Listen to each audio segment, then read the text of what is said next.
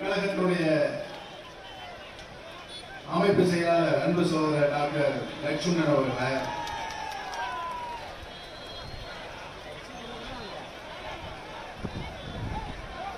தேசிய ஜனநாயக கூட்டணியில் அனைத்து இந்திய அண்ணாவிரோட முன்னேற்ற கழகத்துடைய தலைமையிலான கூட்டணியில் இணைந்து நாடாளுமன்றத்துடைய தேர்தலை சந்திப்பதற்கு இணைந்திருக்கின்ற பாரதிய ஜனதா கட்சியுடைய நிர்வாகிகளை, பொறுப்பாளர்களை, சமூக நீதி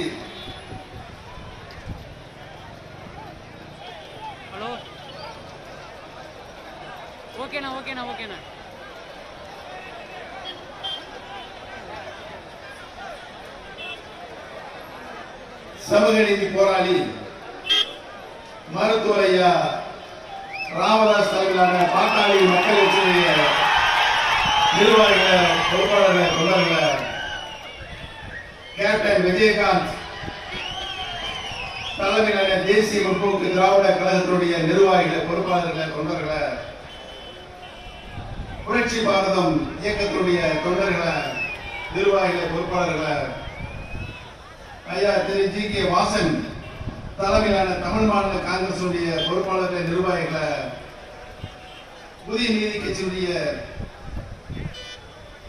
நிர்வாகிகளை, பொறுப்பாளர்களை, தொண்டர்களை, புதிய தமிழகம் இயக்கத்தினுடைய நிர்வாகிகளை, பொறுப்பாளர்களை மற்றும் நம்மோடு இணைந்திருக்கின்ற பல்வேறு இயக்கங்களுக்கும் என்னுடைய பணிவான நன்றி கலந்த நல் வணக்கத்தினை இந்த நல்ல நேரத்தில் தெரிவித்துக் கொள்ள கடமைப்பட்டிருக்கின்றேன்.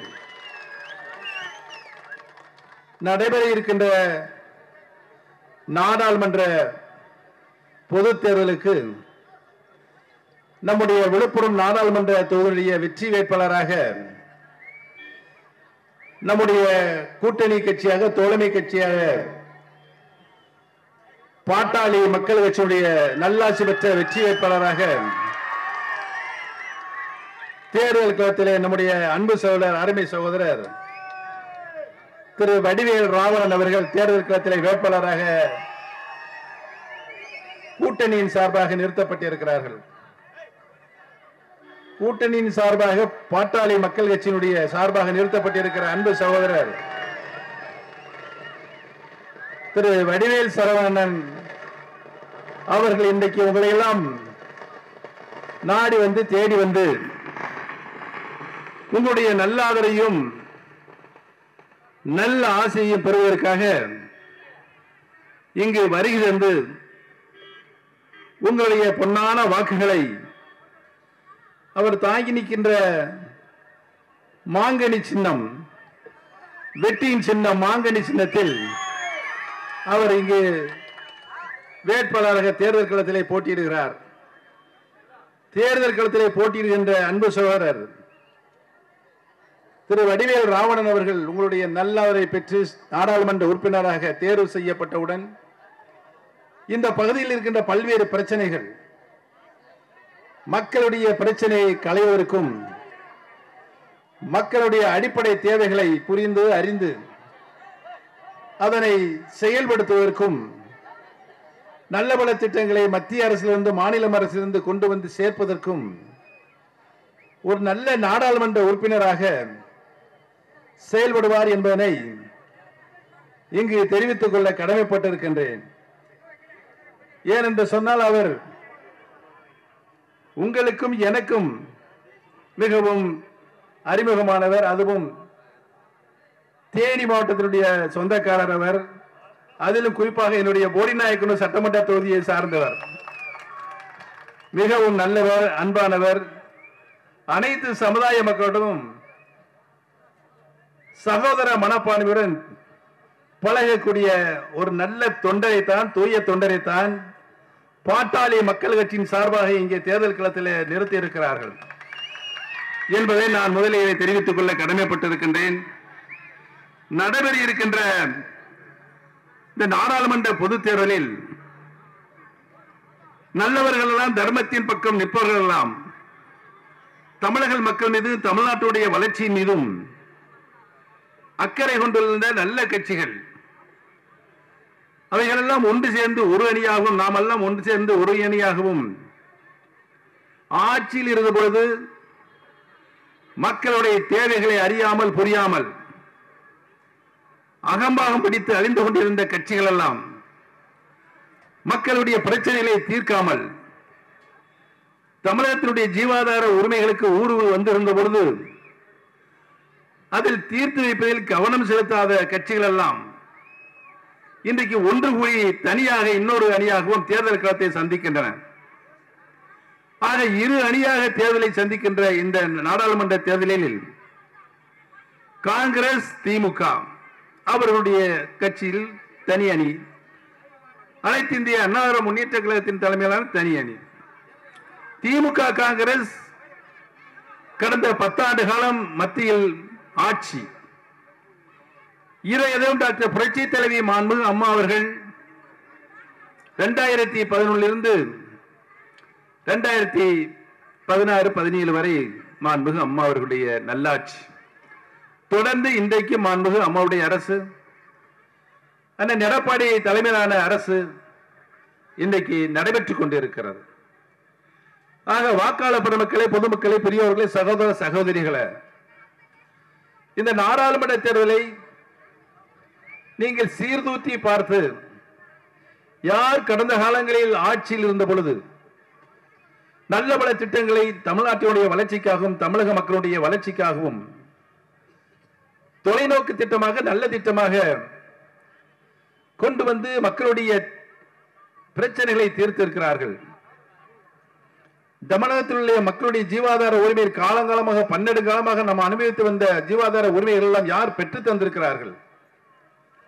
அதை பெற்று தந்திருந்த தலைவராக எந்த இயக்கத்தில் இருந்து அவர்கள் முன்னெடுத்து சென்றிருக்கிறார்கள் என்பதனை நாம் சீர்தூக்கி பார்க்க வேண்டும். சீர்தூக்கி பார்ப்பதோடு மட்டுமல்லாமல் தராசிலை வைத்து இந்த பக்கமும் அந்த பக்கம் வைத்து எடை போட்டு பார்க்கின்ற தேர்தலாக இந்த தேர்தல் நடந்து கொண்டிருக்கிறது. உதாரணத்திற்கு ஒன்றென்று சொல்லி கடமைப்பட்டிருக்கிறேன். காங்கிரஸ் திமுக ஆட்சி 10 ஆண்டு காலம் மத்தியில் ஆட்சி. தமிழகத்திலிருந்து 1 லட்சம் கோடி ரூபாய் என்ற அளவிற்கு மத்திய அரசுடைய நிதி கிடங்கிற்கு நம்முடைய வரிப்பணமாக சென்று கொண்டிருக்கிறது. இன்கம் டாக்ஸ் ஆக, மத்திய எக்ஸைஸ் டியூட்டியாக, கஸ்டம்ஸ் டியூட்டியாக சென்று கொண்டிருக்கிறது. ஆனால் தமிழகத்தில் திமுக இங்கே தமிழகத்தினுடைய முதலமைச்சராக 2006 2012 திரு கருணாநிதி அவர்கள் முதலமைச்சர். எந்த ஒரு உருப்படியான திட்டமும் நீண்டகால திட்டமும் தமிழகத்திற்கு கொண்டு வந்து அவர்கள் சேர்க்கவில்லை. பாழாய் போன சேது சமுத்திர திட்டத்தை கொண்டு வருவதாக சொல்லி ஒரு பகல் வேஷம் போட்டு பகட காய்களை நகர்த்தி கிட்டத்தட்ட ஒரு 40,000 கோடி ரூபாயை அங்கே கடலுக்குள் கொண்டு போட்டு விட்டார்கள். அந்த திட்டம் அதோடு நின்று விட்டது. அம்மா அப்பொழுது சொன்னார், சேது திட்டம் அது அலைகள் மணல்கள் நகருகின்ற தன்மை கொண்ட சமுத்திரம்.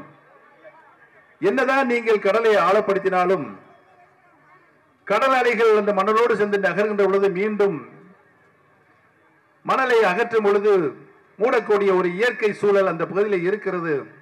ஆகவே அந்த திட்டம் பயன்படாத திட்டம் என்று சொன்னார்கள். வீம்புக்கு செய்தார்கள். அது தோல்வியில் முடிந்தது. சரி, நம்முடைய ஜீவாதார உரிமை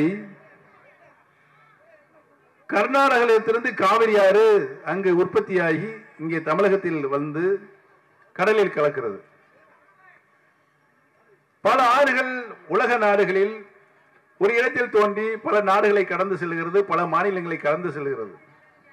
ஏனென்று சொன்னால் ஒரு குறிப்பிட்ட இடத்தில் அந்த ஆறை பிடித்து வைக்க முடியாது.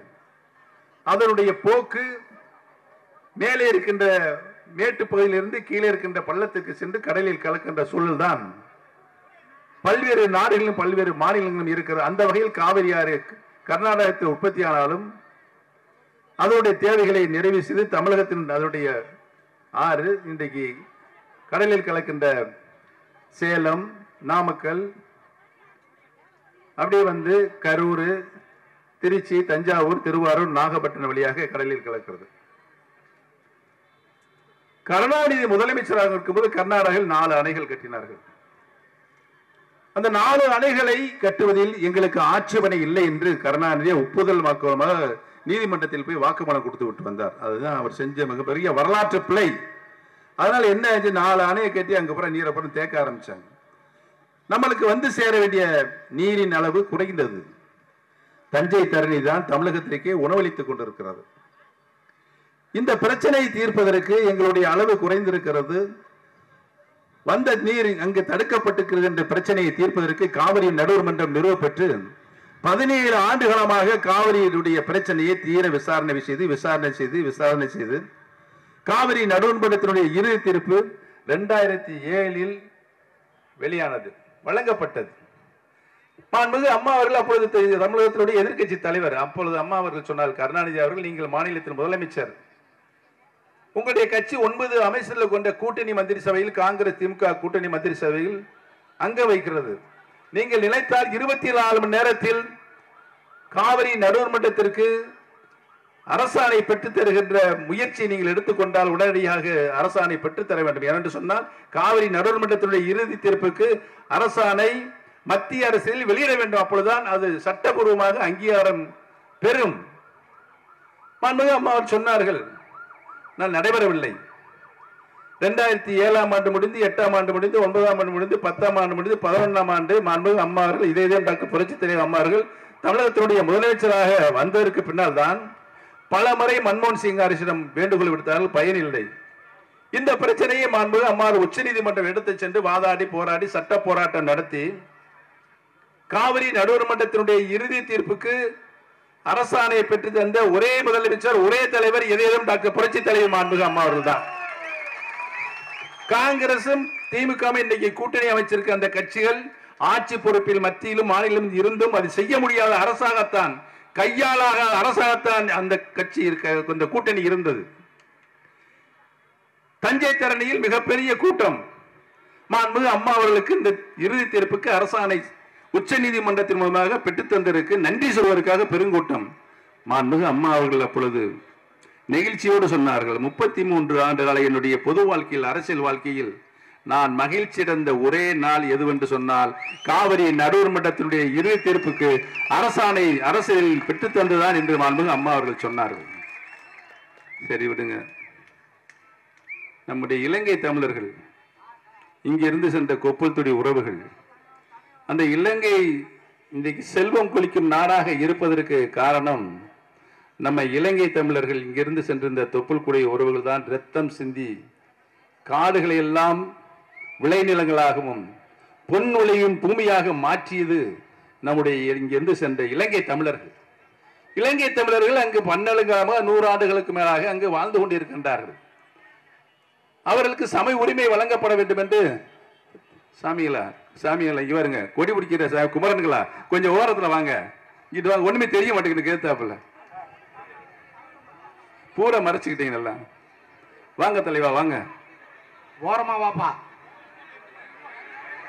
இங்கிட்டு வாங்க. வயிறு இருக்கு பாரு, இந்த பக்கம் இடைவெளி இல்லாம நிக்கிறீங்க, இங்கிட்டு வாங்க. லெஃப்ட் சைடு வயிறு இருக்கு மேல, வயிறு இருக்குப்பா, வயிறு இருக்கு, இந்த பக்கம் வா. லெஃப்ட் சைடுல வந்து இல்லங்க, இந்த பக்கம் வா. வயிறு பாத்துக்க, இங்கிட்டு வா.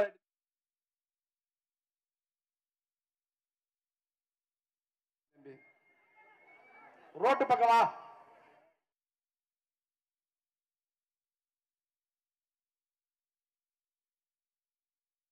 அரசு இலங்கை தமிழருக்கு அடிப்படை உரிமை கூட வழங்கப்படாமல் அவர்கள் அச்சுறுத்தப்படும், படுகொலை செய்யப்படும், சித்திரவதைக்கு உள்ளாக்கப்படுமாக இருந்த நிலையில் ராஜபக்சே இலங்கை தமிழர்களுக்கு ஒட்டுமொத்தமாக ஒழித்து விட வேண்டும் என்று இலங்கை தமிழர் மீது ஒரு போர் தொடுக்கின்ற விவரம் 2009 மத்தியில் ஆண்டு கொண்டிருந்த காங்கிரஸ் திமுக ஆட்சிக்கும் தமிழகத்தில் இங்கே ஆண்டு கொண்டிருந்த கருணாநிதிக்கு நன்றாக தெரியும். உளவுத்துறை மூலமாக இந்தியா பார்த்து இலங்கையை நோக்கி ஒரு எச்சரிக்கை மட்டும் எடுத்தால் அந்த போர் அங்கு நடந்திருக்காது.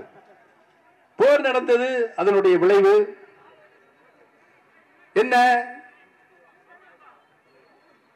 அந்த போர் நடக்கிற பொழுது கருணாநிதி ஒரு டிராமா பண்ணாங்க. என்ன பண்ணாரு? மனித சங்கிலி நடத்தினாரு, உண்ணாவிரதம்னு ஒரு உண்ணாவிரதம் மெரினா கடற்கரையில் உட்கார்ந்து 3 மணி நேரத்தில் உண்ணாவிரதம் முடிச்சுட்டு வந்து போர் நின்றுச்சு, நான் வந்து டெல்லிக்கு சொல்லி டெல்லி இலங்கையை எச்சரித்து போர் நின்று விட்டது என்ற ஒரு அறிவிப்பை செய்தார். சரி, தமிழகத்தை ஆண்டு கொண்டிருக்க திரு கருணாநிதி அவர்களே போர் நின்று விட்டது சொல்லிவிட்டார் என்று ஆயிரக்கணக்கான பதுங்கு குழிகளில் பெண்கள் குழந்தைகள் உயிருக்கு பிளந்து குண்டுமலை குண்டு வீச்சுக்கு பயந்து பதுங்கி இருந்தாங்க. அவங்க எல்லாம் போர் நின்று சொல்லி வெளியே வந்தாங்க.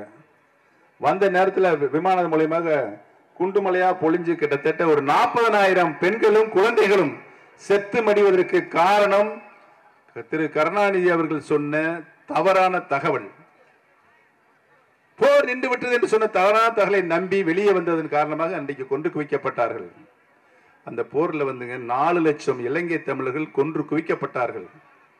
5 லட்சம் இலங்கை தமிழர்கள் இந்த முள்வெளிக்குள் அடைக்கப்பட்டு ஆடு மாடுகளை போல அடைக்கப்பட்டு சித்திரவதைக்குள்ளாக்கப்பட்டு கையிலிருந்து காலையிலிருந்து குற்றியும் குலையுமாக சித்திரவதைக்குள்ளாக்கப்பட்டார்கள். ஆக மத்தியிலும் மாநிலத்திலும்